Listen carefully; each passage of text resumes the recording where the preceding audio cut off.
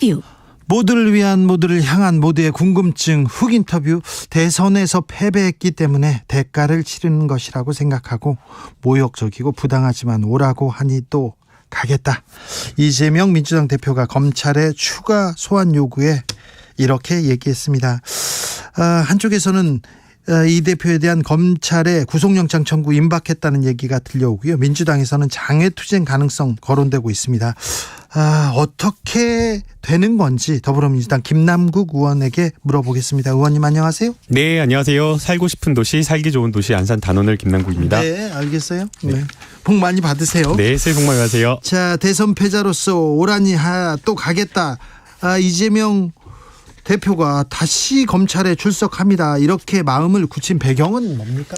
네, 우선은 당내 많은 여러 의원님들께서는 검찰의 수사가 정적 제거 그리고 야당에 대한 탄압 수사이고 무엇보다 어떤 진실을 밝히겠다라는 그런 어떤 수사를 목적이 아니라 아예 결론을 정해놓고 기소하겠다라는 그런 어떤 수사이기 때문에 많은 의원님들은 더 이상 응해서는 안 된다 이런 의견들이 많았습니다. 네. 그러나 이제 이재명 당대표는 그럼에도 그런 어떤 위법하고 잘못된 수사에도 그냥 당당하게 꿋꿋하게 맞서겠다라는 그 생각으로 이제 나가시겠다라고 말씀을 하신 거고요. 네. 아무래도 이런 게 있는 것 같습니다. 이재명 당대표의 지금까지의 어떤 정치 여정을 보면 항상 비주류로서 기득권과 싸웠거든요. 네. 그러면서 이제 어떤 기득권이 가지고 있는 특권이나 이런 것들을 혁파하고 부수는 어떤 그런 정치를 해왔기 때문에 검찰에 출석을 안 한다라고 하면 마치 그것이 국민들에게는 기득권, 정치인의 기득권처럼 이렇게 보여질 그런 어떤 우려를 해서라도 그냥 평범한 국민들처럼 사법 절차에 소신껏 다 응하고 그리고 진실은 법정에서 가리겠다라는 생각인 것 같습니다. 네, 검찰에 가서 구두 진술 대신에 33쪽짜리 진술서를 이렇게 제출했다 이런 얘기했어요. 그리고 이걸 공개했는데 이 공개한 이유는 뭡니까? 우선 공개 배경에는 첫 번째는 지난번 성남FC 조사를 받았을 때 조사 과정에서 있었던 피의 사실을 그야말로 실시간으로 그냥 일방적으로 왜곡해서 유출을 했었거든요. 그때 조사받고 나왔을 때 검찰에서 언론 플레이 했습니까? 네, 조사받던 중에 그런 언론 플레이를 했었기 때문에 조사받던 중에 그런 기사가 나왔습니다. 네, 조사받던 중에 나왔습니다. 네. 그래서 이것은 일방적으로 검찰이 여론을 조작하기 위한 그런 어떤 시도를 하는 것으로 보고 적어도 여기에 대해서 이재명 당대표가 하고자 하는 어떤 그런 법정에서의 논리를 그런 논리를 국민들에게 전할 필요가 있다라고 생각이 들어서 이번에도 검찰이 언론 플레이하기 전에 자, 논리는 이렇습니다. 사실은 이렇습니다. 이재명식으로 이렇게 먼저 말한 거군요. 네, 맞습니다. 그래서 그게 아침에 계속 보도가 되었습니다. 네. 그런데요. 검찰 쪽에서 구속영장 청구할 것이다 이런 기사가 나왔어요. 어떻게 보셔요? 저도 어제 밤부터 오늘 오전까지 쭉 그런 기사들을 봤었는데요. 역시나 지금 수사 내용이나 이런 것들을 보면 공범관계를 특정할 수 있을 만한 그런 어떤 혐의 사실을 찾지 못했고 또 여러 가지 지금 나오고 있는 의혹에 대해서 번복된 유동규 씨가 진술했던 본인의 어떤 진술을 뒤집었던 그런 번복된 진술만 증거로 나오고 있어서 수사팀과 이 검찰의 지휘부 간에 좀 의견이 다른 것 같습니다. 지금 수사팀 일부에서는 이 상태로는 영장을 좀 치기 어렵다라고 이렇게 또 보고 있는 것 같고요. 그럼에도 불구하고 영장을 치든 안 치든 그게 영장이 법원에서 발부가 되던 기각이 되던 그거 자체로 민주당에게 어떤 정치적 타격을 주고 이재명 당대표를 모욕 준다라는 그런 의도가 있을 수 있기 때문에 저는 칠 가능성이 여전히 높다라고 생각이 됩니다. 자, 변호사 출신이어서 또 법리적으로 이걸 또 분석할 텐데 김남국 의원, 유동규의 진술은 매우 불리하게 이재명 대표에게 작용할 겁니다. 그런데 유동규의 진술은 번복됐어요. 번복됐는데 지금 매우 아프게 이렇게 이재명 대표를 물고 늘어지고 있는데 김만배 씨의 진술은 어떻습니까? 김만배 씨의 진술은 아직 정확하게 뚜렷하게 어떻게 바뀌었는지 뒤집어졌는지 그게 나오고 있지 않고 있고요. 그러니까요. 유동규 씨의 진술이 바뀌었는데 우리 대법원 판례에 따르면 이런 어떤 번복된 진술이 더 신빙한지 여부를 더 아주 까다롭게 엄격하게 봐야 된다는 겁니다. 봐야죠. 특히나 왜냐하면 앞에 했던 말이 진실일 수도 있고 뒤에 했던 말이 진실일 수도 있고 둘 다 거짓말일 수도 있는 거잖아요. 예. 그런데 어쨌든 일관되지 않은 둘 중에 하나는 거짓말을 한 것이 되는 것이기 때문에 더 신중하게 더 꼼꼼하게 면밀하게 신빙성을 살펴야 된다는 것이고요. 특히나 이것이 본인의 어떤 혐의를 덜거나 이러한 어떤 직접적인 이해관계가 있는 상태에서 진술을 뒤집은 거다라고 하면 네. 엄격히 봐야 된다는 겁니다. 그래서 이제 이 진술을 뒤집게 된 배경 자체가 조금 의심스러운 부분이 있다라는 것이고요. 네. 그러면 이 진술, 뒤집힌 진술이 신빙할 만한 것이냐 네. 이걸 저희가 볼 필요가 있는데요. 적어도 이 뒤집힌 사실관계에 대해서 공범관계에 있는 유동규, 남욱, 정진상, 김만배 이 네 사람의 일치된 진술이 나와야 되는데 전혀 그렇지 못하고 있다. 아직 그렇지 않습니까? 남욱은 뭔가 정황과 관련된 것을 뒷받침하는 유동규의 말을 뒷받침하는 보강하는 진술을 하고는 있지만 네.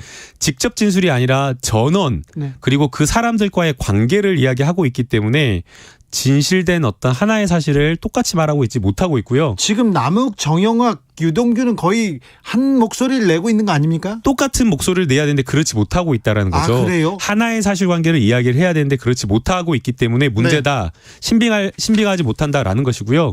그다음에 만약 그렇다고 하면 객관적인 물적 증거라고 할 수 있는 문자 메시지라든지 아니면 10년 동안 녹취했다라고 하는 정영학 씨의 녹취록 1325페이지 분량의 녹취록에는 적어도 이재명을 그런 어떤 혐의 사실을 추정할 수 있는 것, 직접 명시한 그런 게 아니라 추정하고 추론할 수 있는 그런 어떤 대화 내용이 나와야 되는데 네. 그 많은 장문의 대화 내용에도 전혀 그런 것이 나오고 있지 않아서 신빙하기 어렵다라고 저는 보고 있습니다. 성시종님께서 검찰이 긴 세월 수사했음에도 왜 한 방의 증거 사건 종결짓지 못하고 질질 끕니까? 답답합니다. 진짜 증거가 있기는 있는 건지 아니면 없는지 이젠 이재명 대표가 불쌍해 보입니다. 이렇게 얘기합니다. 그러니까 저는 과거에 조국 그 전 장관님에 대한 수사와 비슷하다라고 생각이 됩니다. 처음에 사모펀드, 조우펀드다라고 하면서 대선 자금, 비자금 받는다는 식으로 해가지고 수사가 들어갔었거든요. 언론 보도는 거기에 집중됐었죠. 처음에. 네, 처음에는 그걸로 해가지고 열심히 뭘 수사 있는 것처럼 했는데 언론이 흘리고 못했죠. 그런데 결국에는 아무것도 기소를 못했었습니다. 네. 역시나 이것도 마찬가지로 이게 마치 이재명 당 대표에 무슨 지분이 있는 것처럼 변죽만 올리고 그리고 대장동과 관련되어서 배임으로 계속 수사만 하다가 엉뚱한 그런 어떤 다른 방향으로 튀는 그런 수사를 하는 거 아니냐라는 생각이 듭니다. 검찰 조사를 받고 나오면서 이재명 대표가 이런 얘기했어요. 검찰이 수사가 아니라 정치를 하고 있다. 검찰이 기소를 목표로 조작하고 있다는 느낌 지울 수가 없다. 조작이란 얘기를 썼어요. 이 단어를. 법률가 이재명 대표가 이런 얘기를 쓴 이유가 뭘까요? 이제 이재명 당대표가 그 변호사 시절에 굉장히 또 시민사회 운동도 하면서 동시에 형사사건 전문 변호사로 또 굉장히 왕성하게 활동을 했다라고 들었습니다. 네.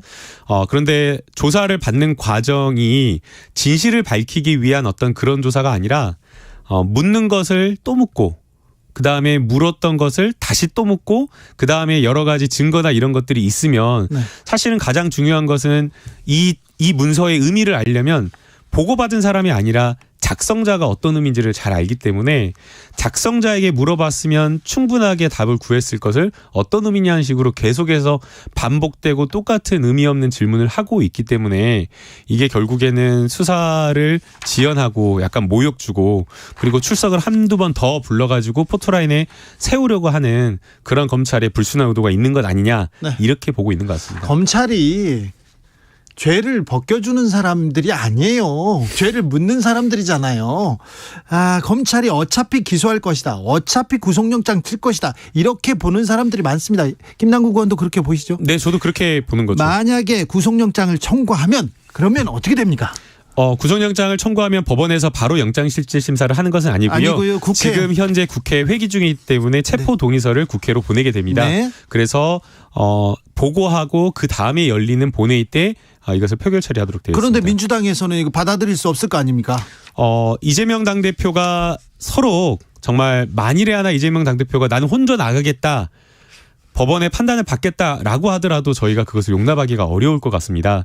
지금 이 수사 자체가 검찰이 정적 제거 수사 그리고 야당에 대한 명백한 탄압 수사라고 저희가 규정을 내리고 있고 여기에 대해서 민주당이 당당하게 맞서 싸우고 있는 그런 상황 속에서 불확실성을 높이는 어떤 결론으로 갈 수 없기 때문에 적어도 시시비비를 불구속 상태에서 기소가 된다면 불구속 상태에서 시시비비 진실을 가릴 수 있도록 그렇게 하는 게 우리 헌법에 따른 무죄 추정 원칙에 따른 것 아닌가라는 생각이 듭니다. 민주당은 그러니까 체포 동의안이 국회로 이렇게 상정되면 부결 처리하겠다 이렇게 입장이 선 겁니까? 아니요. 그 입장이 선 건 아니고요. 네. 제 개인 의견이죠. 당연히. 개인 이건 의견. 아직 저희가 넘어오지도 않았기 때문에 아직 논의한 바 없습니다. 그래요. 근데 개인 이 김남국 의원은 그렇게 둘 수 없다. 네. 의원께서 그 이재명 대표가 법원의 판단을 받겠다. 법의 판단을 받겠다. 그런데 그 가능성 그 위험 가능성에 노출시킬 수 없다. 이렇게 생각하신다고요? 네. 알겠습니다. 참 이재명 당대표 제가 이게 또 수사 관련되어서 어제 좀 지난 출석 수사 관련되어서 제가 황당한 게 있어서 네. 많은 의원님들이 그 마중을 나와서 네. 마중 나오는 그 청사 앞에서 기다리려고 했습니다. 네. 그런데 의원들이 들어가겠다라고 하는 그 서울중앙지검 청사 그 대문조차도 네. 못 들어가게 하더라고요. 누가요? 거기서요. 서울중앙지검에서 검찰에서 예. 의원들 다 안 된다. 아무도 안에 못 들어간다. 못 들어간다. 한 번도 그런 적이 없었는데 원래 이 청사는 기본적으로 그 열려 있고 다 열려 있습니다. 그래서 그 건물 안을 들어가는 데 보안 검색을 들어가도록 되어 있고 그 청사 앞에까지는 누구나 다 들어갈 수가 있거든요. 그렇죠. 그런데 다른 사람들도 아니고 선출직 국회의원들을 아예 못 들어가게 하고 이번에는 그런데 가로세로 연구소는 그 안에 들어가서 취재를 하고 있더라고요. 그래서 이제 기가 막혀서 대변인이라도 좀 들어갈 수 있게 해달라. 예. 언론 대응은 해야 되는 거 아니냐. 언론인들도 다 들어가 있는데 네. 카메라 촬영 기자랑 그래서 그 대변인이 그 이야기를 저희가 전달하면서 좀 들어가게 해달라고 했는데 여전히 못 들어가게 하더라고요. 그래요? 네. 그래서 의원들과 동행하지 않았군요. 네, 동행을 안 한 게 아니라 못했습니다. 그렇습니까? 이번에는 이재명 대표가 혼자 가겠다. 의원들 그리고 뭐 최고위원이나 지도부 나오지 마라 계속 얘기했잖아요. 네, 그래서 이제 나오지 말라라고 했는데 이제 몇몇 의원님들께서 그래도 안쓰러워서 안타깝다라고 하면서 마중을 이제 또 나가신 분들 많고요. 예. 그 마중 나가려고 하는 그거조차 검찰이 못 들어가게 막았다라고 하는 거 이런 거 한 번도 없었는데 결국에는 지금 윤석열 대통령이 지금 하는 그 모습이 네. 잠시 국민들의 민생을 챙기고 정말 어려운 우리 사회적 약자와 국민을 위해서 일하라고 맡겨준 그 권한을 마치 본인이 마음대로 할 수 있는 것처럼 왕처럼 그렇게 오만한 어떤 권력을 행사하다 보니까 네. 정부 기관이라고 할 수 있는 서울중앙지검도 윤석열 라인의 중앙지검장이 있거든요. 그래서 네. 거기도 역시나 이렇게 오만한 모습을 보이고 있는 거 아닌가 생각이 듭니다. 자, 기소되면 당원 80조 지켰으면 좋겠다. 이상민 의원이 이런 얘기를 하기도 했습니다.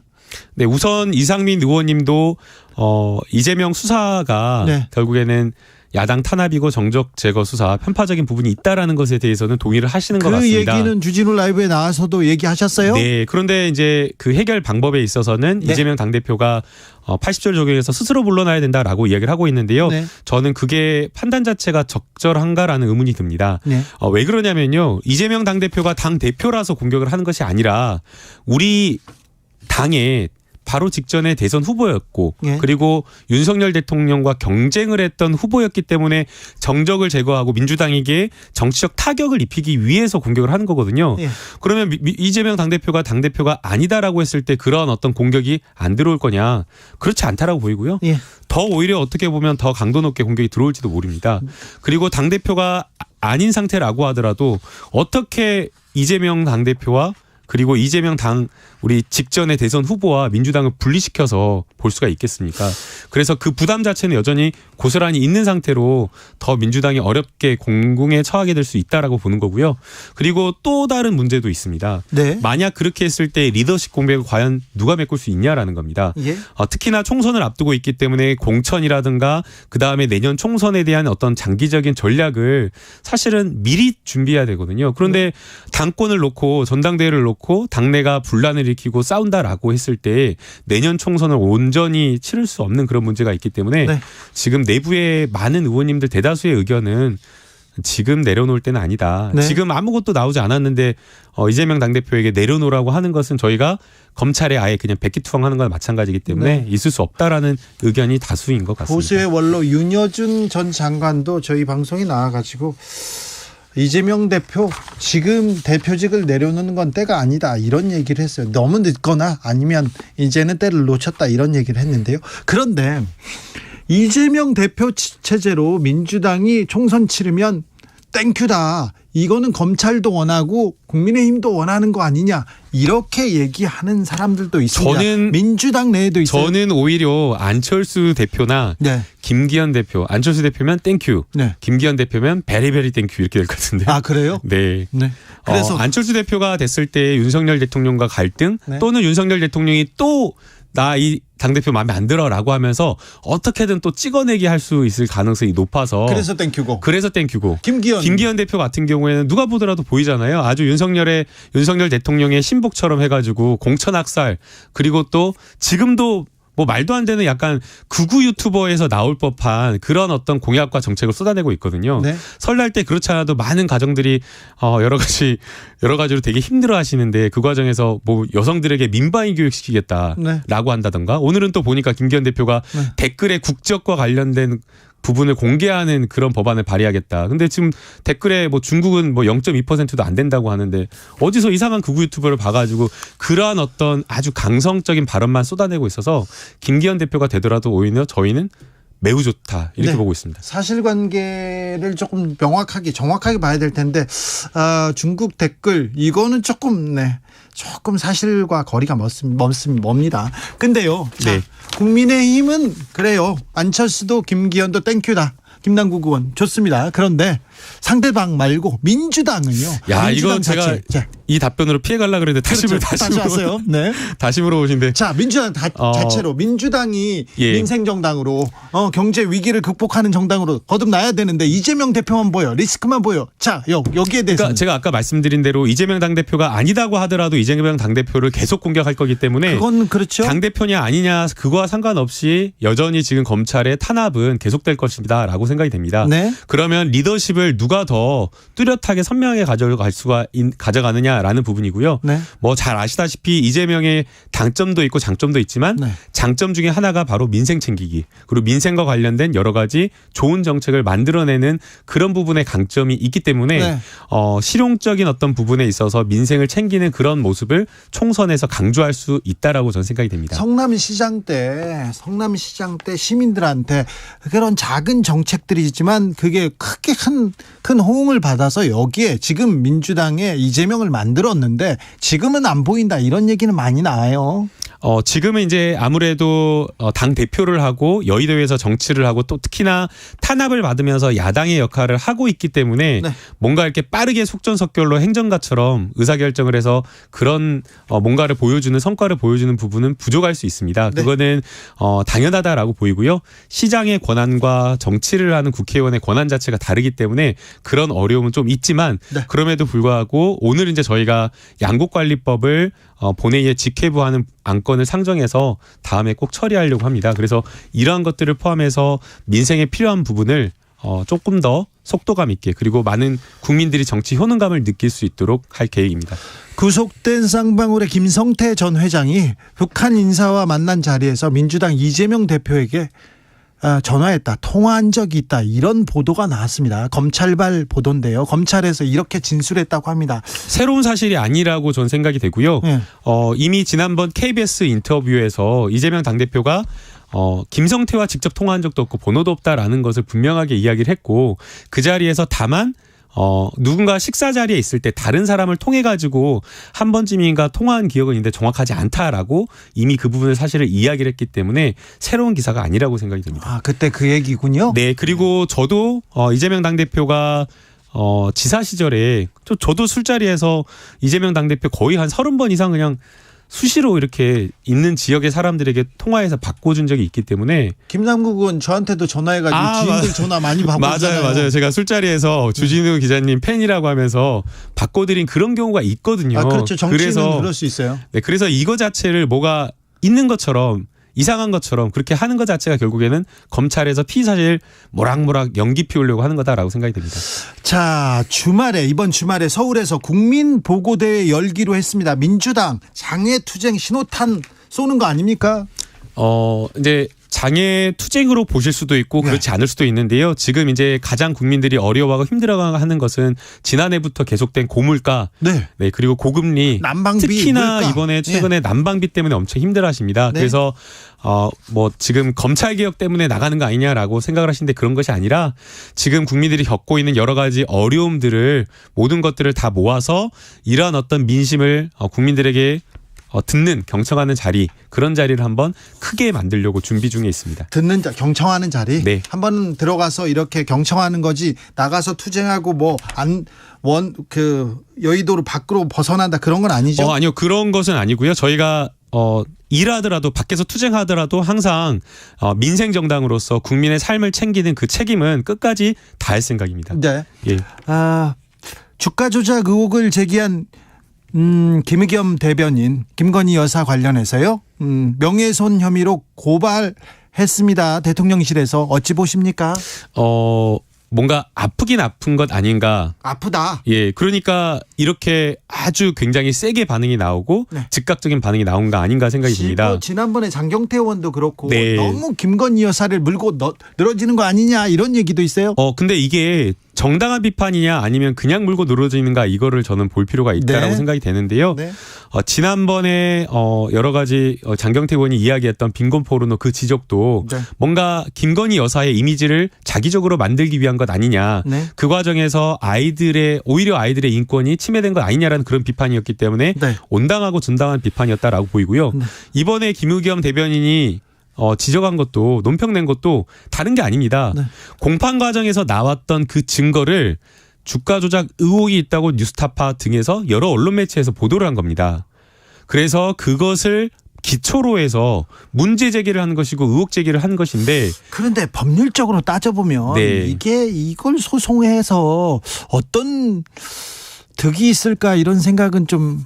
그러니까 이거를 해서 결국에는 사람을 위축하게 만들겠다라는 것인데요.